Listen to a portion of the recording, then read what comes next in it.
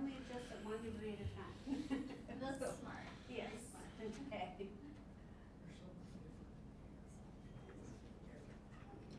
So, sir, you doing it? Yeah. Okay. You're next on this time. Have Ty start keeping track. I know. Yeah, I'm so good at that. Yeah, you are. Look back and tell us which one's which.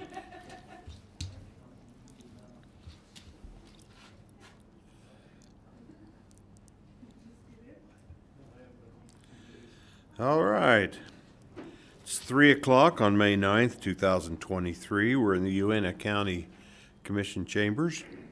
Welcome all. We've excused Mr. Horrocks, he's out of town.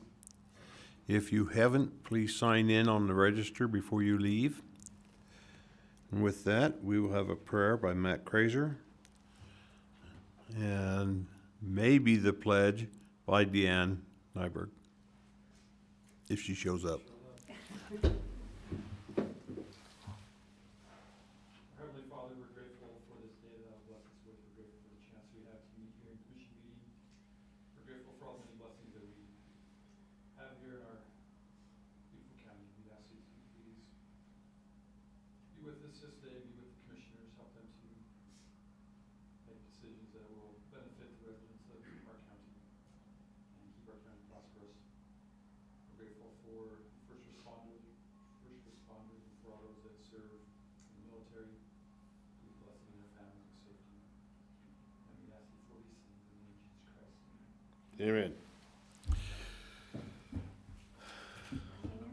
I was gonna say, Matt did such a good job, he's going to do the Pledge of Allegiance for us. All right. Please follow me in the pledge of allegiance. I pledge allegiance to the flag of the United States of America and to the republic for which it stands, one nation, under God, indivisible, with liberty and justice for all. Thank you, sir. I appreciate that. Double duty. All right, first thing on the agenda is the approval of minutes of the May 1st, 2023 work session and May 2nd, 2023 meeting. I make a motion that we approve the minutes of May 1st and May 2nd, 2023. I'll second that. All in favor? Aye. Aye. Any opposed? Okay, Mr. Wilkins, report of warrants, please.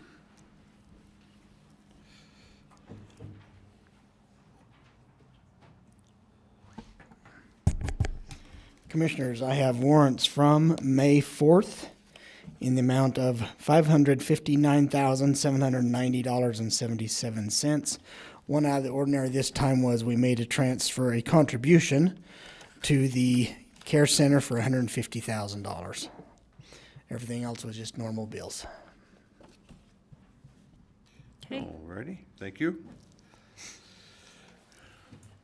I have no tax matters. Okay, good deal.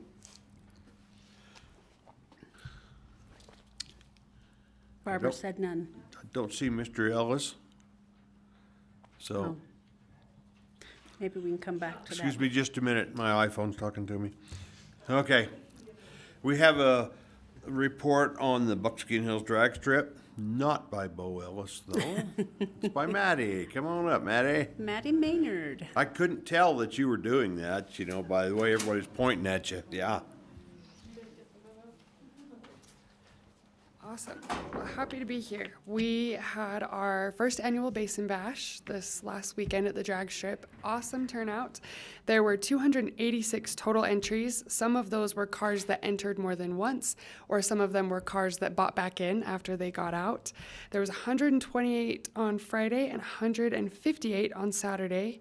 We had racers there from 9 different states, including Alaska, Arizona, California, Colorado, Idaho, Kansas, Nebraska, Wisconsin, and Utah. So very cool. And there was 450 spectators over the course of the 2 days. One spectator in particular came 7 hours from Las Vegas just to watch. So that was really exciting to hear. There was a man that goes by California Nate, that's appeared on the TV show Street Outlaws. So he was in attendance with his My Little Pony car. Very cool. Drew a crowd and did very well. And the total payout, so they took all of the money that came from spectators and the cars and paid it back out to the winners. The total purse was $41,200. So it was very cool to see that all be collected and passed back out. But very successful, huge atmosphere, and the community, I think, loved it. We'll only grow it from here. I have a question. Yes. Did they by chance say what is a normal payout on a race like that? Were we in line with that, or low or high? It totally depends. They do these races normally on the street, so it's very rare actually that they get a very nice, awesome new dragway to go on. And so sometimes they'll just be 10 cars, and the normal buy-in is anywhere from $100 to $400 per car. And then they take all of that and pay it back out. So it did very well for the number of cars that were there and for being the first time on an actual drag strip. A lot of these end up being smaller, but they don't have an actual drag strip. So Are we the only drag strip in the state? only drag strip in the state of Utah. The closest one is in Colorado. It's in Grand Junction. There's rumors that it's going out of business. I don't know if that's true or not. Wow. Okay, awesome. Thanks. Thank you very much. All right, Cory, you're on. Cooperative Agreement with Utah Forestry, Fire, and State Lands by Cory Auger. He's our fire Afternoon, warden. Commissioners. Cory Auger, as Commissioner just said, County Fire Warden for Uintah and Daggett County, cover those two counties, and I'm with the Division of Forestry, Fire, and State Lands. So what I bring forth today on the agenda is the cooperative agreement between the Division of Forestry, Fire, and State Lands and Uintah County. This is just a renewal. The county's been in this prior to, and it's just the old one expired, and just trying to get this renewed. Do you mind just in a quick synopsis tell the people what this is? Sure. So the cooperative agreement, basically what that entails is if we have a catastrophic wildland fire that starts on county or private unincorporated lands within the county, then there is a time mark, and there's a delegation of authority that happens, and then from that point forward, basically in a nutshell, the cost goes to the state, so the county doesn't have to cover that cost if necessary to bring in, out-of-state resources, hotshot crews, aviation, drop retardant, and all that stuff, helicopters. So it's kind of an insurance policy for wildland fire within the county. Thank you. You're welcome. That is great. Any questions? Yeah, so Commissioners, Tegan was looking at this in my office, and as you know, I was out of town, so we're just getting caught up. There's a couple documents that are referenced in this agreement that we don't have a copy of. The agreement looks great, but we're just trying to tie all the loose ends. Is there a rush on this, or could we postpone this to the next commission meeting to try and get that stuff tracked? They would like this done before the 15th, but we We can. don't have a commission meeting before then. The next one we would have would be the 23rd. Yeah. Could we? So, if we could I can just walk through it real quick, and maybe you can, so the first one on page 2, it talks about how the participating entity, which would be us, agrees to adopt a community wildfire preparedness plan. Do we have that? Yes, sir. Jeremy Raymond with the fire district took care of that in 2018. Okay. So the county does have that. Okay. And then that you all, meaning the state, will provide an annual participation commitment statement. How does that work? So, at the end of every, sometime in the fall, and it was, I did turn that statement in with the original packet as part of, to get on the agenda. So and I'm sorry if that didn't make it to you. So the participation commitment statement, or the financial statement, is based on acreage, and it's rated between medium risk and high risk, and there's a charge per acreage, and then there's a 10-year average for fire suppression in the county. Okay. And then they throw out the 10 or the highest and the lowest, so they go with it, the 8-year that's, average. so that's what part of this is included in the statement. I'm familiar with that. Yeah, so that's the statement, that's the financial Okay. statement, and then the cost of that is, we'd like to see that paid back in, or the county, put that back into the county somehow in the 3 categories of mitigation, preparedness, or prevention, Okay, which the fire district also covers. okay, The Tracking fire all that. district pays that contribution. okay, okay, great, thank you. Then on page 4, it would be A2 on page 4. It says that all other non-capital improvement actions can carry over for 3 years. No maximum value applies to mitigation actions as described in addendum.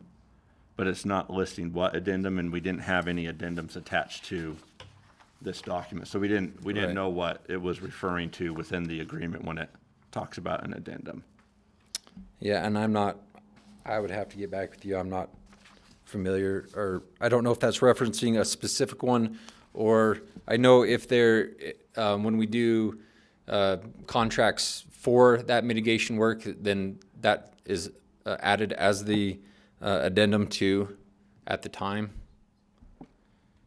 So so are you thinking that's something that then is added in the future to this agreement? Yes, Not something that is already attached to this agreement? yes, so if there was a large fuel break that they would want to do We would up need Dry to Fork or update something like this that, agreement.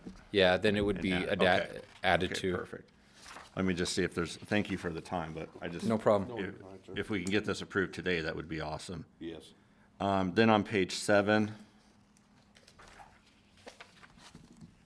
if you look at D1, it talks about the FFSL Memorandum of Understanding. That was just a different term than elsewhere in the agreement. Do you know what that is?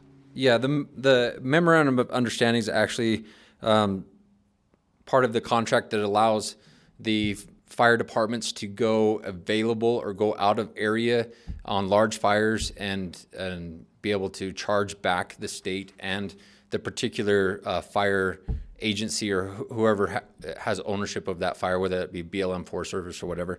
So that is actually something that's usually signed by the fire chiefs themselves. Actually take care of that, and it's in a whole packet that allows them to be able to do that. And not just large fires out of area, but if we have a forest fire or a BLM fire here, then our fire departments can go out locally and they can bill back and recoup that cost. So if there's any concerns there, you would bring that up with the fire chiefs or with Jeremy Raymond, not necessarily the county? Correct. Just to make sure that right. they're in compliance? Yeah. So this is a little bit of a weird circumstance because usually if our fire district was not a special service district and they were a taxing entity, then they would be the signator on this. It would be with them, but where they're not, then we have to go to the county Okay, for that. So okay. I think that provides enough clarification, so if we want to approve. okay. Okay. Well, Any further questions, concerns? nope. Okay. I would make a motion that we approve the cooperative agreement with Utah Forestry, Fire, and State Lands as presented. I'll second.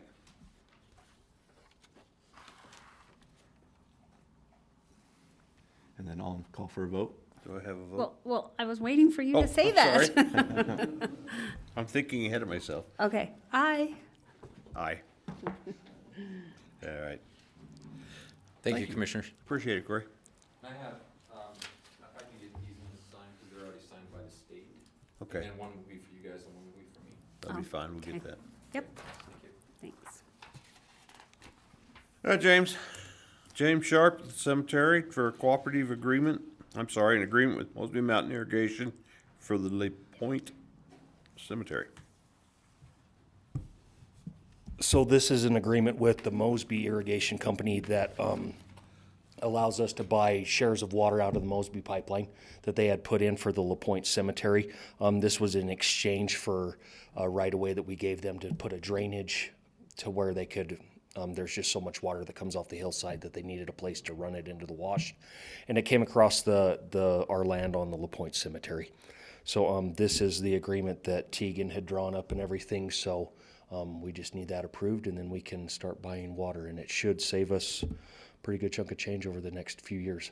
Did for- you say you had an estimate on how much that would The save estimate us? was between, depending on water and everything, I figured between $5,000 and $7,000 a year, as long as everything worked out with what we had figured in pressure and all that jazz. But yeah, like it's something that will, I know it's not a huge amount of money when it comes to our little budget, it is a huge amount of money, so. I say saving money is saving money. Yeah, so, no, it looks like a great thing. The pipeline's all put in. It's got filter system and everything. We just need the agreement, and then we can turn it on and test it and everything. Do so. we have any other irrigation water? Are we using that on other cemeteries? For Watering? the LaPointe area, or just cemeteries any in general? cemeteries. Oh, yeah, no, we have irrigation water that runs in the Vernal Cemetery, Jensen Cemetery, Mazer Cemetery, are the ones we have. There was some in Gusher, but that is no longer available, and everything, the pressure just wasn't enough to run the system. But yeah, we have them on, the biggest one that we're grateful for is Vernal. Vernal would cost us well over $100,000 a year just in water, when our budget is not even that for paying for water and stuff. So that's the one where it's been very viable, and we turn it in as soon as we get it and try to be very cost effective on it. So we're not wasting treated water is the biggest part too. So I just know that there's a high water table west of the cemetery. I There didn't know i- if there's any way we could just put a drain in there and utilize that water. what cemetery are you talking? Vernal. The Vernal one so west of the cemetery, there is a high water table when it comes to the property that hasn't been developed south of the cemetery. We went and dug holes in repeated places, and I don't know how you fix that. 'Cause there's no, like literally we hit water 3.5, 4 feet down. And we haven't ran out of property to develop, like the hillside coming in. We haven't ran out of places to sell spaces there, and we haven't had the demand anymore. Now that the Rock Point Cemetery's been developed, that has been where most of the new generation of people that have passing have been moving to instead of Vernal. Like we've had a huge increase in sales for the Rock Point Cemetery compared to Vernal Memorial Park in the last few years. Like we will be developing the Rock Point Cemetery again, I honestly would say in under 5 years. We will develop another section, and we still have more property there to develop. There's probably another 3 phases that we will do with the property that we own to the east of the cemetery. Oh, that's awesome. So yeah, we have plenty of places to expand. Even the Mazer Cemetery, now that the Highline Canal has been piped, I actually haven't, because that was our problem there too, was the water table. But now that that has been piped, I'm pretty confident that the water table's dropped a ton. So we haven't had the need to test that area yet. We still have plenty to buy there and sell that is already developed in grass and stuff. So Okay, awesome. Thank you. All right. I will make a motion that we approve the agreement with MOSBY Irrigation for the LaPointe Cemetery. I'll second. Have you looked at this? We have, yes. Okay. Okay. Do I have a vote? Aye. Aye. Passes. You now have an agreement. thank you, commissioners.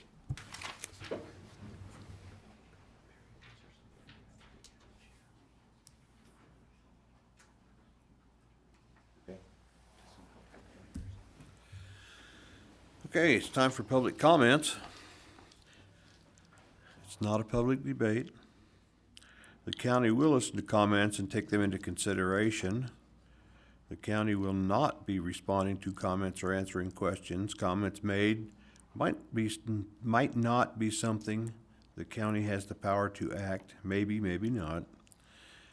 This is a recorded public meeting, so if someone would like to make a comment, they will need to wait until the mic is free. Please be respectful, no interrupting, and please wait your turn. Do we have any public comments? Okay. Seeing no public comments, do I have a motion? I motion that we adjourn. I second. Vote? Aye. Aye. We're adjourned. Thank you.